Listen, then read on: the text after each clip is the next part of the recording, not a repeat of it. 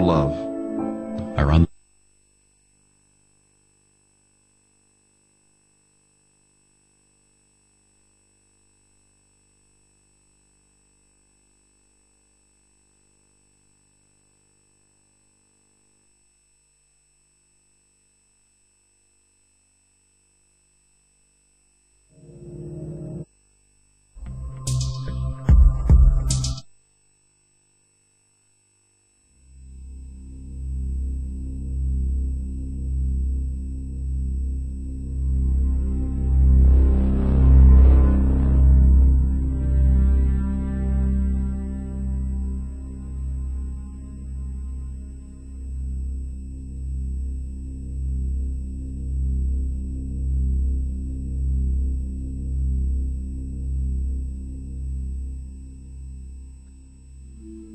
To think something so small can connect you to everything that matters.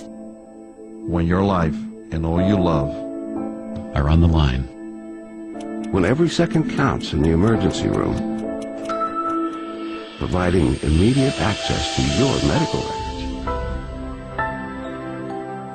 Because Bob has trouble remembering all his medications.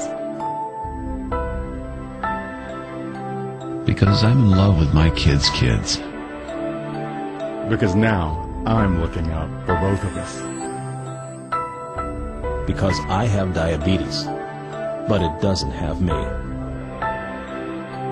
Because I spend my life in the ER trying to save yours. There is no credible cause for concern about implanting these tiny microchips under your skin. There's been over 10 million pets in 15 years that have had this microchip without any problems. The morph of where we're going to put that chip. Stockbroker Robel Johnson is one of the pioneers. Today he's having a chip implanted in his arm. Okay. Now you're going to feel a little pressure. Okay. If ever he becomes an emergency patient, he can be instantly identified. How did that feel? Fine, that's fine. Okay, great. Doctors think it will soon be as commonplace as vaccinations. You're chipped. So you should play that number today. The scanner powers up. Wave it over the arm. Pulls up the unique 16-digit identification number. And through a serial port that's at the bottom of the scanner, it goes to a computer or a laptop where immediately my picture, my driver's license information, and my relevant medical records would pop up on the screen. Instead of GPS bracelets, convicts would be forced to have a device implanted. Instead of ankle bracelets, sex offenders might have something like this implanted. Parents are putting these chips in kids in Mexico where there's a higher risk of kidnappings. The scanners are put up at airports and bus stations, so if a chipped child is there, police know. I think it's good because it's really fast, the queues go quicker so that you don't have to spend all break queuing up for the food. Your parents can pay online and you don't have to worry about losing your money or getting it stolen or anything.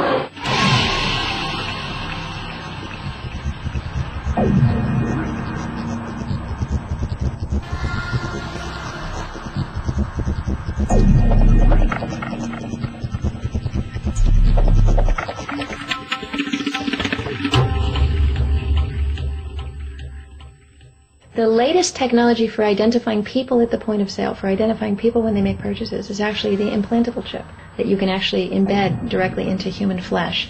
It's a tiny glass capsule about the size of a grain of rice. It contains an RFID computer chip.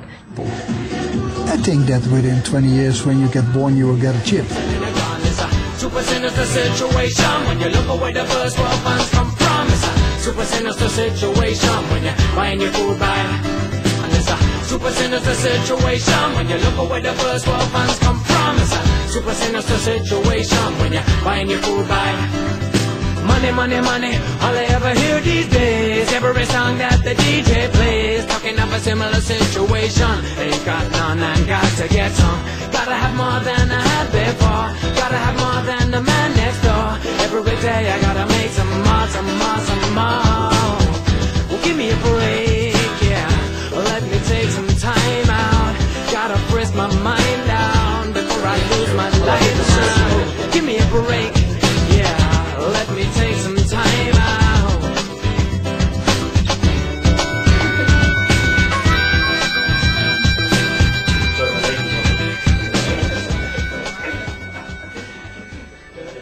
there is an increasing amount of support for a microchip for buying and selling.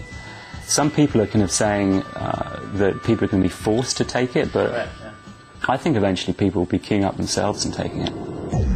I would not have a problem at all if they wanted to put a microchip in me to help out with any kind of medical security, anything. I'd be fine with it. I saw my thing about the money and banking. I hope in the future I can take one in my right hand. I think it's very cool, actually. It's a cool concept.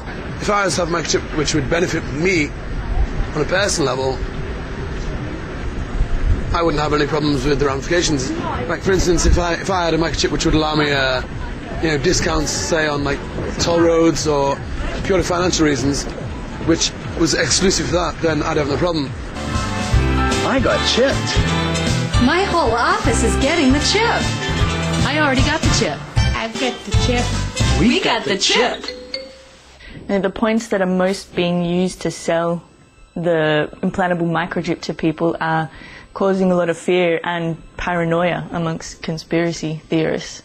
Fears like giving the government too much control. They're trying to bring in the RF chips as a form of control to all of us human beings. If you don't do as you're told, if you don't conform to the authority, you don't conform to controls, you will have your chip turned off and you will not have anything. And if they turn that off, you can't go into shops, you won't be able to get into the doors, all electronically. The idea of having one as a thin edge of a wedge as a way of social control and monitoring, I think that's very, very dangerous. When I read the book with Barry Smith, it brought up for me the significance of the Antichrist and controlling of people. That's what it brought up. Second, the Antichrist. You see these fictional movies and you see their implants and it controls you. First, we take a gloomy, dissatisfied woman. We locate her brain. We insert a few nanochips. Finally, we enhance her to fit the ideal specifications. Welcome to the future. It's a really scary prospect. I'm sorry. Really scary. Well, I think they're worried about the wrong thing. They're panicking, about the wrong stuff. We've come to accept that kind of technology in the past, things like Social Security and credit cards. That was always a concern there, but now people have just come to accept it. I think they'll do the same thing with microchip implants. Personally, I feel that these fear merchants, they do their own cause a disservice. I mean, it's not some tyrant from outside that's going to control us. It's our own inner tyrant, our own greed, that's going to lead us to line up for something like a microchip. When talk turns to the microchip implant being used for buying and selling, control or no control, I think most people would change their story. I feel very strongly that I would say no. But when it comes to you can't travel, or maybe you can't get a job, or you can't get social services, I think that was pretty disturbing, because that's the point at which most people are going to, even if they wanted to say no, might feel forced to say yes. Are there any conditions under which I would allow myself to be microchipped? I don't think so. So basically what you're saying is either you're in this monetary system with the microchip monetized system, or you're outside of that system, and you're asking me is what would I choose? You take the blue pill, the story ends. You wake up in your bed and believe whatever you want to believe. You take the red pill, you stay in Wonderland, and I show you how deep the rabbit hole goes. Well, that's a difficult question, because we all like creature comforts, we all like to have a house. My biggest theory is that it's not ever going to be implemented. I think it's very scary what you're talking about with that company that put it in your hand, and might get to that point where you need to have that or you can't buy anything, and I think it's very, very scary. I would hope that this company, that it wouldn't get pushed to the point you were talking about, but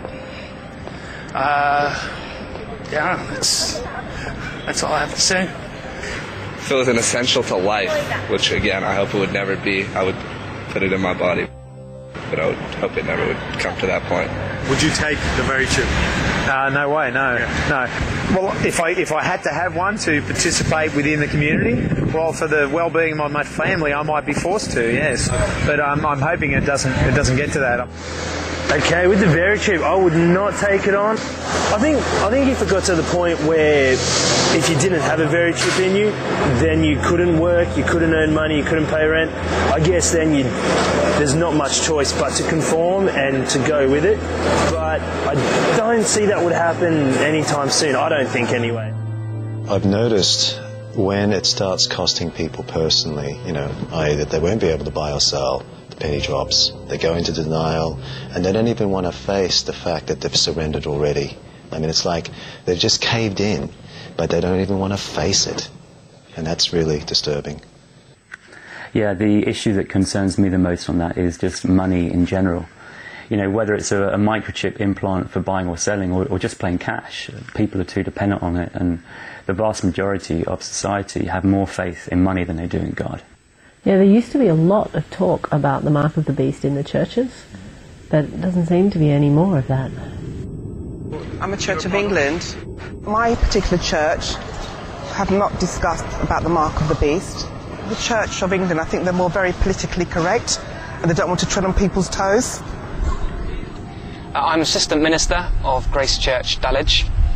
Yeah, I wouldn't have a problem with buying or selling or using money in this way. I personally don't have a problem with this idea of having a microchip put in your arm as a sort of, credit card that you can buy and sell in clubs or go down to Sainsbury's and buy your food. No, I would not have a problem with that as a Christian. I think you can worship Jesus Christ whilst at the same time having a mark in your arm, yes. I'm aware that some Christians would consider that a cashless society is a kind of answer to a prophetic text we find in the book of Revelation, that no one can buy or sell who does not have the mark. So it could be, well, if you don't have the right credit card or something else, a chip somewhere, you are lost. I can understand this kind of interpretation. According to our interpretation as Adventists, Seventh-day Adventists, we consider that this idea of worship is a dominant theme here in chapter 13. And when we say worship, we add a small word to explain, day of worship. This idea of selling or buying is not the main topic of chapter 13. We would consider that the Sabbath, that is Saturday, is the day of worship of the believers, the children of God, and there is another day, which is the Sunday, all right? The mark of the beast would be, okay, you go for the Sunday. The mark of the beast is the Sunday worship. If I was given a microchip to shop and to do what I have to do with, I'll accept. It won't be the mark of the beast. The mark of the beast is when you go against God's holy day. My church has discussed the microchip. When it's given out, if it has nothing to do with the law of God, it can be received and used. Not so many churches have taught about the mark of the beast. They actually are silent about it, and they don't really teach you about it and how to avoid it. My particular church have not discussed about the mark of the beast. If you want to have a congregation that's big, you want to have people follow you, then you've got to speak about prosperity.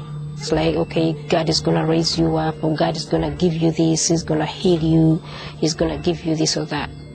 And I've been trying to show you that the Bible teaches that God wants you to be rich, that God wants you to prosper. He wants you to be abundantly supplied.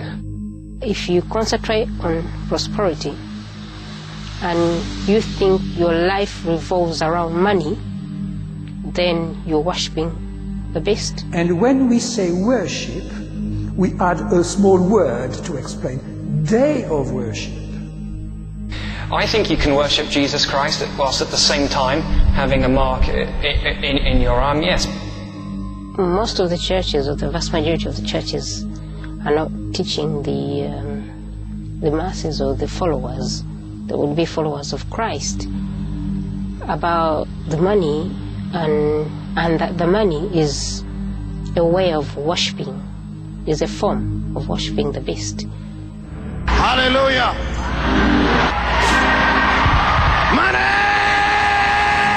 coming to me now! Money coming to me now! Money! Whoa! I be out walk on this money. Woo! Woo! Woo! Get some anointing. You put something up here. Woo! Put this anointing on it. I tell you what, you put something up here. I'm put this anointing on this money, man. Woo! Woo! Woo! Hallelujah! Club 700 has actually had Very Cheap on, who have basically stated, look, this isn't the mark of the beast because it has not been mandated by government. Yeah, it's interesting that we now have something that matches the prophecy in the Revelation about the mark of the beast. You're talking about a chip that goes inside your hand and you use it to buy or sell. Now that's ironic. It's clear that it's no longer some kind of fanciful imagination, but churches have totally lost interest all of a sudden. Yeah, like even trying to get an interview with a minister, you know, on the topic of Bible prophecy is pretty near impossible these days. You know, and I think those that do agree to, you know, to be interviewed, I reckon that they must probably get disciplined about it afterwards, because it shows them up. It shows them up that they haven't got a clue. You know, they don't really know. Well, is it really that clear? Well, what do you mean by that? Well, are we just assuming that it's the connection between the prophecy and the revelation and the microchip implant is really that clear? Well, maybe what we could do is like go out on the street and show people, you know, the Bible passage, show people like the article about the Very Chip, and talk to people, you know, explain to people about the Very Chip and see if people see it as clearly as we do. Yeah, why not? We've got the equipment, we've got the resources, we've got the motivation, let's do it. Yeah. Okay. Did you pat the mic? Have you got any spare batteries?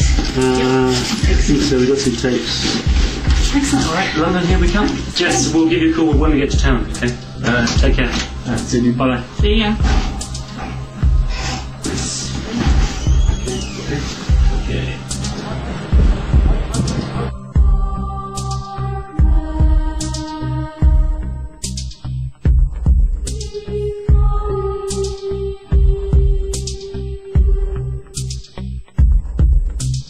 We're here in Catford in southeast London, and we're wanting to ask people directly, people from different backgrounds, about whether they're aware of this development towards the cashless society using microchip implants.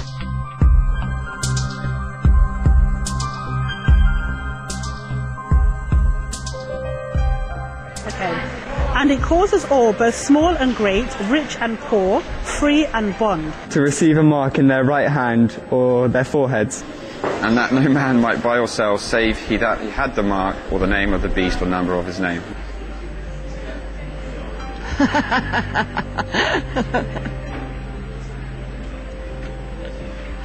It's just a book, isn't it? I haven't got a lot of time for the Bible. To me, that's just words. Doesn't really mean anything, you know. The Bible clearly lets us understand that the mark will be for trading, for buying, for selling. The choice will be, are we willing and ready to die for what we believe in? And if it means to die and to not accept the mark, then that is what will have to be done. It seems to me that some people think it just makes sense to have a chip rather than be something to do with the Bible. Sure. Can you see any link at all? With well, passage obviously, but I think it's a major coincidence. I don't think it's possible that someone 2,000 years ago could have prophesied about any scientific developments today. I don't think God has any place in science. So what's it trying to say is that if you have that in your body, that you maybe you're showing the mark of the... It's not. I don't really believe in coincidence so much. I just disagree. My personal opinion, I just don't think that has any relation to what the financial system is. Why they would put it into barcodes, the number, how that number has any relevance? If it did, it could be coincidental, but if there was some, I don't know, allegiance within the secret allegiance of the financial system around the world who are doing whatever to do this, I think there's a lot easier ways to do this and track our information and track what we do, to do that by what we do in our cash machine or what we shop at Tesco's. Yeah, it was really interesting seeing the various reactions, and you could see that even the people who argued against the connection, like were aware that it was like a huge coincidence, as they called it. They just didn't have any answers for it. Yeah, I was also impressed, actually, how many people, just out there on the street, had a grasp, had a really good understanding of the whole concept, even though sometimes, they had no religious background at all. Yeah. And there are a few people I spoke to who could see that there really would be pressure on them to take this chip. A chip that the marketers and makers of it say they would never force on anybody. Yeah, right. Should we keep watching? Yeah. Yeah. But there is a fine line between that. Well, I don't see the relevance in that. But I think what you're right. No, it's not your opinion. Maybe it is. I don't know. But I know that we are being tracked and we are being traced and our information is being sold and it is being passed. But whether this has any relation to that, I don't think so. My personal belief. There's no way I'd want to put the chip into my body. It's been said before that it's going to be part of some beast or whatever else it's going to be. So I wouldn't want to do it. I would totally see where this would tie into the whole Revelations Antichrist thing. But I could see definitely how people would think that a microchip could be construed as a mark of the beast. If it comes down to that the chip is the mark of the beast, and because of my Christian faith, I will never wear it. The Christian faith and several other faiths have intertwined into it a mark of the beast concept, which is generally seen these days and accepted as the microchip. It's going to have a massive effect on people consciously and in their communities. There's going to be a rejection on that level alone. If I was to be cut off, I still wouldn't take the chip. I would find a community, no matter how hard it took, that didn't require that level of submission. Yeah, what I found most interesting about watching this is that the people who could see the issues most clearly were usually not religious. They're oftentimes on the fringes of society, the kind of people that Jesus really would have associated with. And I met these street punks, these people in Utah, and I barely mentioned the implantable microchip with them. And what they said was pretty good. Maybe we can check it out and check it out. Yeah, sure. Have a look. Oh, the computer chip that they're gonna put into us. That you know what? I think about that one. If you read the Bible, dude, it says you cannot buy, sell, or trade without the mark of the beast. It's so easy. It's convenient. It's right there. Beep. Oh, everything's right there. Beep. And I will never ever put a chip in me or in any of my children. Oh no, that's I don't want to be marked. Man. The people that actually have the chips and the cards, you would not believe how much that they actually waste. They're actually gonna throw away enough to us unchipped people. We can actually survive, dude, without chips. Because money is just paper shit. It's nothing. Why would I trade paper shit that you can't use? There's no use for it. Like, you can't make it into anything. You can't grow anything with it. This is not your property. This is property of the United States government, and this is a federal offense. Money, money, money, all I ever hear these days. Every song that the DJ plays, talking of a similar situation. Ain't got none and got to get some. Now you can't even tell it was here. Alright? What is still here is us. Us. Human beings. The people who need to take care of each other instead of taking care of yourself. I met someone at an alternative gathering who was like an atheist, and he did much the same thing. He brought it up without me even mentioning it, as soon as I mentioned the berry chip. And it still just amazes me how people who, you wouldn't even consider to be religious can see the obvious even more than the supposed experts on the Bible. There's an interesting passage in the book of Revelations which talks about the mark that is placed on people, where nothing shall be bought or sold without this mark. I'm not a Christian. I don't even believe in God in the conventional sense of the word. However, as with all ancient texts, The Bible deserves to be looked at carefully and to see if there's anything in it that might be of interest historically. I'm hoping the time when maybe the genuine message of Jesus will come through. Did you see that? Did you see that? I'm hoping for maybe, this is an atheist saying, I'm hoping for the genuine message of Jesus to come through. I mean, that is a classic. Yeah, you can imagine Jesus going around and gathering his disciples from people like this, you know. Yeah. They're all a bit radical in one way or another. Hardly a suit and tie amongst them. Yeah, I think the suit and ties, they're too busy trying to change the message to something like worshipping God on Sundays. I don't know a lot about the Mark of the Beast prophecy, and I don't know a lot about this chip thing, but from what you've told me just then, it seemed pretty similar. No, I'd never take a chip, I'd never microchip myself. I think it's kind of interesting, like talking about people being chipped in the future. I engage with wild food. Engaging with like the natural world, wild plants, does make you wild in the sense that you want to rebel against standardization, manipulation, control, all these things which I think people are seduced into because they're being manipulated, because the world is so complicated, it's so stressful. Using plants in that way and relating to people in that way just makes you, you will never be ripe for manipulation. You will always rebel. I will never be chipped voluntarily. They'll have to hold me down, they'll have to knock me out. Not taking the microchip could end up meaning that you would starve to death. I understand that. I'm not Christian myself, and I'm not that knowledgeable about Revelations, but I know that when they talk of a mark of the beast, it's for buying and selling, and everyone in society must bear this mark to operate and function. But there needs to be some resistance to this agenda. On a practical level, if it does end up that most people have got the microchip and there is a few resistors still out there, I think they will be hunted down.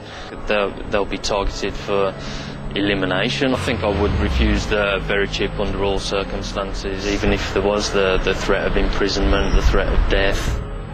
People from all religions know that something's wrong in these times. This is the most serious chess game that's ever been played. This game is so cunning, it is so deceptive. You can't say that this is of human origin. It is that in depth. It's the decisions that you make, and whether you succumb to the system and just say, look, the pain and the misery that I'm feeling, I'll succumb to, taking the VeriChip, and so I can access food. Whereas for me, I'd rather starve and eat rocks before I took it. That is great. It is starting to show that there are actually some individuals out there who've got some character that seems to be so lacking in today's society. The kind of character that would literally be willing to die before doing something that they know is wrong. It seems like a lot of other people, though, have really missed the need to, count the cost. I don't know that they have missed it, though. I mean, how many of them started backpedaling when we raised the question of what will you do when you can't buy or sell? Yeah, the kind of people who have what it takes to refuse the mark, I think they're going to have to be, like, maybe fanatics, if I can say that, like idealists who would be ready to give up everything, change their whole entire lifestyle before they would go against their conscience. Maybe we messed up by not giving people the next chapter in the book of Revelation to read. The one where it really hits home how seriously God views this whole concept of the mark? Well, this guy knows what it's about. You can tell by what he's saying. But let me read it out. It says, "And the third angel followed them, saying with a loud voice, If any man worship the beast in his image, and receive his mark in his forehead or in his hand, the same shall drink of the wine of the wrath of God, which is poured out without mixture into the cup of his indignation. And he shall be tormented with fire and brimstone in the presence of the holy angels and in the presence of the Lamb." Yeah, the Lamb in that passage is referring to Jesus. This isn't the kind of lovey-dovey stuff that most churchgoers would associate with God or Jesus, is it? But it's right there in the Bible. Maybe people should stop telling God how to do his business. And if he says there's going to be a day when he's had enough of mankind's disrespect for him, then so be it. Okay. And let me read on. and the smoke of their torment ascends up forever and ever. And they have no rest day nor night, whoever worships the beast and his image, and whoever receives the mark of his name. Yeah, from that, it seems that accepting the mark is the point of no return for mankind. And I think we're on the verge of that point right now in human history. Not the line in the sand, it's the line in the concrete. That is where it's drawn. I think that is where the soul is lost. It's as simple as that. It is a choice of serve the mainframe or mammon or whatever you want to call it. But there is obviously a definitive line. Actually, I did let that one marketing guy who I interviewed in the cafe earlier read the passage, which is probably why he fell to pieces so much. My guess is that he'd never even heard of that passage before, and he chose not to accept it, probably because it was easier to stay in denial. I don't know. I think that's very negative. I don't like to think that these things are negative. I wouldn't want to read that paragraph then and think that's a negative thing. Just to take that leap from reading a warning sign to actually taking it to factual facts that it's happening is a massive leap of... I don't know, for me I think that's a massive bit. I can see it as a warning, and there's loads of sections which, you know, this is what we experience in this time and whatever, and take heed of this, but I don't think it's that translatable to now, I don't think, for me. Yeah, I think it's interesting that the verse about not taking the mark of the beast is followed by a verse which talks about people dying for their faith. I mean, that's what it's coming to, you know, and that's what people don't want to think about. But here, let me read it. Here is the patience of the saints. Here are they that keep the commands of God and the faith of Jesus. And I heard a voice from heaven say to me, Write, Blessed are the dead which die in the Lord. One of the problems that I found about most religious discussions concerning the book of Revelation is that it's all about matching up symbols and dates, or trying to convince people that your church is the one true church. It never seems to relate back to the teachings of Jesus. But when you recognize that the mark of the beast, you know, is all about buying and selling, there is an obvious link.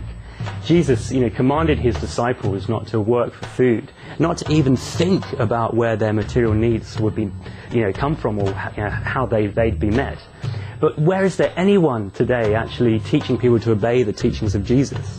You know, Jesus made it clear that the choice would be between serving God or mammon, or God and the mainframe, as that guy Greg put it earlier. Yeah, there's a guy here in the UK who's been living like without money for more than a year now. And he's not really the religious type, but he's got it really spot on about the buying and selling. And he seems to understand that it may cost us our lives in the end. Yeah, I've been thinking about this, and I feel like sometimes the soldiers of peace aren't as brave as the soldiers of war. And that if you see the soldiers of war going into battle, they're prepared to die for what they're doing. We all need to be a little bit braver. We all need to stand up and be counted and be heard. I think we all, myself completely included, need to be braver. I've been living for the last 12 months without money. Where we used to find security in friends and family and the greater communities we lived in, we now see security in notes and coins. When we buy and sell things, we're saying, I'm going to help you, but I want something in return. What better reason to have somebody than the fact they actually need some help? Like, do we actually always need to get something in return? Think about it. Nobody goes to your dad like, well, you know, I've cooked dinner this evening, that's £5. If we all work together, share the resources, not only would it be better for the environment and would we use less resources, it's much better for us as people. Yeah, Mark and some of his friends recently put on an alternative gathering in Bristol, which coincided with Buy Nothing Day. I think it was called the Free Economy Festival, and it was a fantastic day because everything was done for free. No money changed hands, no one was paid for what they did, and even the food itself was free because it was rescued from supermarket bins. Yeah, they fed more than 1,000 people, and there was still food left over. So it was a really good illustration of those what those street punks that you interviewed, Jesse, were saying about how you could survive on what the people throw away. Here's some footage of the gathering. So just here at the Buy Nothing Day Festival, and there's an army of volunteers, as you can see. busily prepping a 3-course meal, which is going to be served later on. So it's great to be a part of this.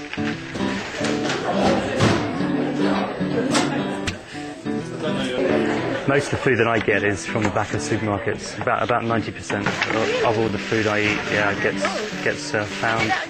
I'm just amazed that all this food goes to waste. Do I live to work or do I work to live? And do I give to earn or do I earn to give? And if I do my best for society, will they care about money or will they care about me? Do I think this is wonderful. It's really nice to all be under the same roof. I'm a language teacher, so I brought loads of sort of French books and dictionaries and textbooks and stuff like that that I don't need. And I found chocolate spread, so I exchanged linguistics for chocolate spread. There you go. My first experience arriving and finding that everything's free. I think it feels nice to yourself to have donated something that you don't need anymore and then take something that you actually need. No, this is a new experience for me, but I would happily, as long as it's still healthy, it's not going to make me ill, I have no qualms about eating food that's out of date. It was much nicer than going into a shop and exchanging money. Hello! Can I have everyone's attention for 40 seconds maybe? I know there's a wonderful clothes swap going on. What we're doing is we're doing a clothes swap. So basically any clothes that you like them, they're good clothes but you just haven't worn them for a while. You bring them along, trade them in, like this nice, jazzy waistcoat. Yeah.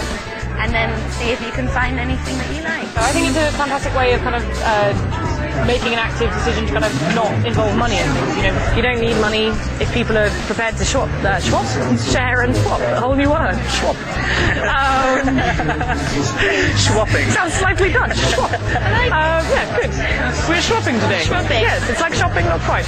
This is a really fun day. It's so nice to see so many kids. It's so nice to see so many people just really enjoying themselves, and also the slight bewilderment on people's faces when they're like, so I can just take this? It's like, well, yeah, it didn't cost us anything, so just take it away. People are surprised that everything is free, but it's just proof that it can exist and it can happen. Money's a pain in the neck. It's useless. It's like controls people, turns people into, I don't know, things that they don't want to be.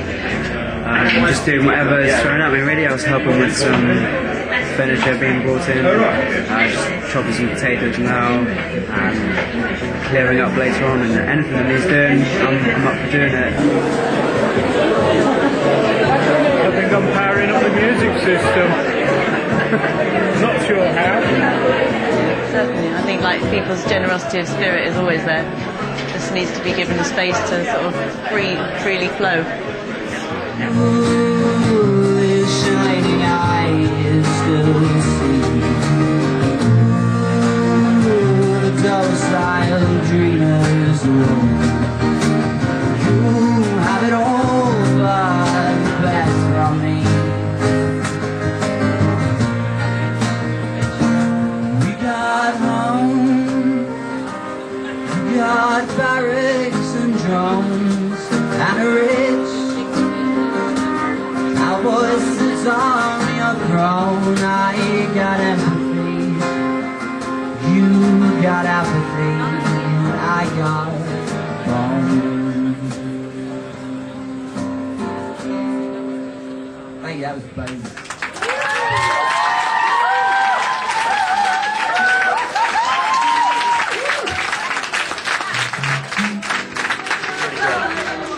Yeah, it has been a bit overwhelming, to be honest. I felt a bit emotional earlier, just like everybody giving their time for free. These guys work their arse off all day. Like, I haven't seen people who get paid a lot of money work this hard, non-stop, relentlessly. There's been a couple of thousand people through the doors here today at some point, and just experiencing living without money for one day. I do think that is a significant point. Which point? Well, the fact that what happened there was just for one day. I mean, people had a lot of fun. We all did. But as we've seen from the other footage, it's going to take a lot more dedication than that. I think Mark Boyle definitely could see that, but I'm not so sure that the others did. It's not just going to be about giving up the things we don't need. We may one day actually be forced to lay down our lives for one another. Yeah, I interviewed someone at that festival who was talking quite seriously about living without money. But it seemed like even in that setting, she seemed sort of somewhat cautious about what she was saying. I'm nervous about talking about it to people because even the hippiest of hippies get like their prickles come up when you start talking about doing the job that you want to do and not having to enslave yourself for your money, because no one wants to have to do it, so everybody hates it. So when someone comes along and says you don't need to do this, you know, everyone gets like, but I do, I have to. And that tension, I think it all hangs on that tension in some ways. I mean, it compromises you're never giving totally and you're never receiving totally when you're using money, because you're always aware of the back current of the exchange. Where when you don't use money, if you just are giving something and you're not thinking about what you're going to get back, it's a full-hearted give. If you have to acknowledge to yourself your vulnerability, and you cannot pretend that you're not vulnerable, when you've got money, it masks over your natural insecurities, the needs that everybody has. We all pretend that we don't all share like these basic needs, and we can get away with that with money. But when there's no money, you're much more aware of how dependent on each other you are, and you're much more open in your vulnerability, which is a much more heart-centered, it's a much braver, much more heart-centered way to live. Well, it's almost like a spirituality. There's that guy in the States, it is a spirituality for. Yeah. Yeah, I actually got an interview with Swello where he lives at his cave in Utah. He's the guy who's been living without money for 10 years, right? Yeah, 10 years, yeah, that's right. Dang. This is like my home base here.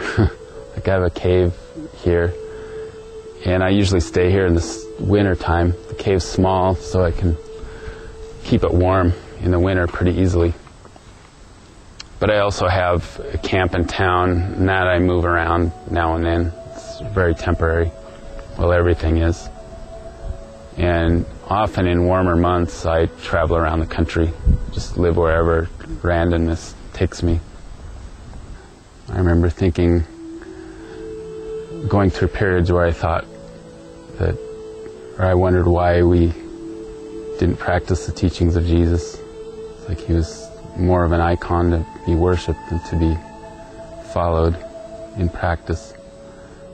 We divide the world up among different religions and philosophies, but to me there's only two.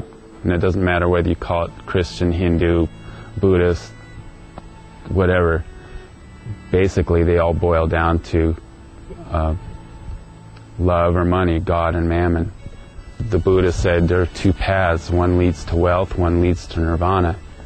And Jesus said one leads to mammon and one leads to God.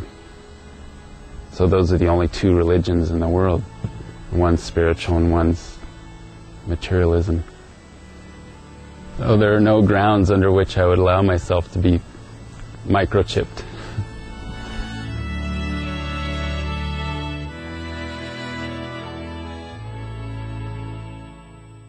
Yeah, we interviewed a lot of people about issues relating to this. There was that guy, Andy Hamilton, in Bristol, who's a co-author of the Self-Sufficient-ish Bible. Fergus Drennan, who's a sort of famous wild forager.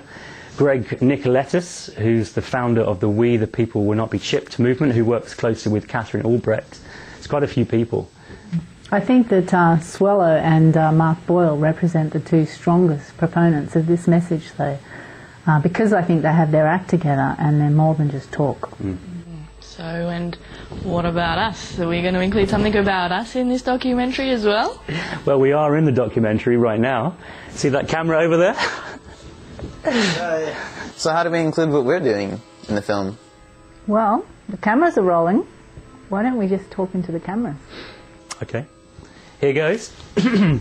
So we don't normally live in houses like this.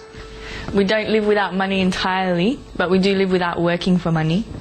And as a group, some of us have been living like this for more than 20 years. Right, we're freegans, which means we get most of our food from the back of supermarket dumpsters. We live and travel in vehicles that run on waste vegetable oil. Yeah, and we use solar panels to get our electricity from. But really, we're preparing for a time where we won't be having vehicles at all, and we'll be living pretty much like Swello. We have contacts in India, Kenya, Australia, America, and here in the UK as well. And next year we hope to have a base in Argentina. Yeah, that makes us sound huge, when in reality we're just a couple of dozen people at the moment. But we're training. We're learning how to survive just through faith in God, and we're preparing for a time when people of conscience in the world everywhere are going to have to survive without buying and selling. Some of us will die in the process, but there is a great need for us to be preparing right now. A big part of that preparation is getting the message out to others, like we're doing with this film. But we need to be clear that it's not all about us either. It's about people finding a faith that's bigger than money, and then linking up with others who have a similar kind of vision. There are dark times ahead, but God wants to prepare us for it by teaching us to take the message of Jesus seriously right now, before the axe falls.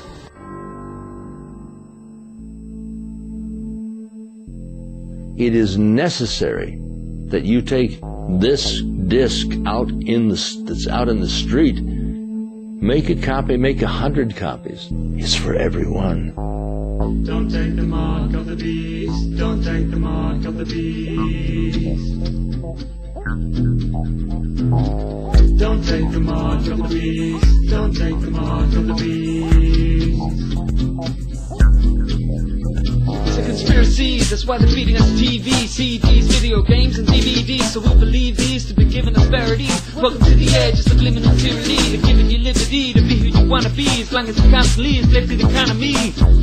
It's corporate thuggery, soon they'll be giving you microchip technology. If you wanna be free, then please leave this scene. Flee your ID from the beast PC. These prophecies will release the remedy, but if you practice them, you will be called a radical enemy. Keep your energy clean and redeem peace free. We believe the green breeze means deeds. We sold the seeds to achieve Peru peace, but we will never take the mark of the beast. Don't take the mark of the beast. Don't take the mark of the beast. In times of dark as these, please don't take the mark of the beast. Don't take the mark of the beast. Don't take the mark of the beast. In times of dark as these, please don't take the mark of the beast. What is going on? We got a choice in store that'll count for oh so long. One chance to make it right.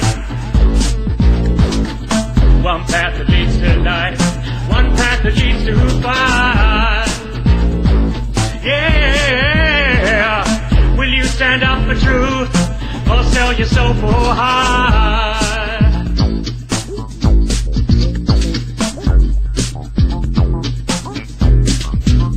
What tricks is that the barcode is 3/6 that's fixing it. 3 parallel lines with a 6 in it. Time to open up your eyes, get the scriptures in. The church is paralyzed, so they're missing it.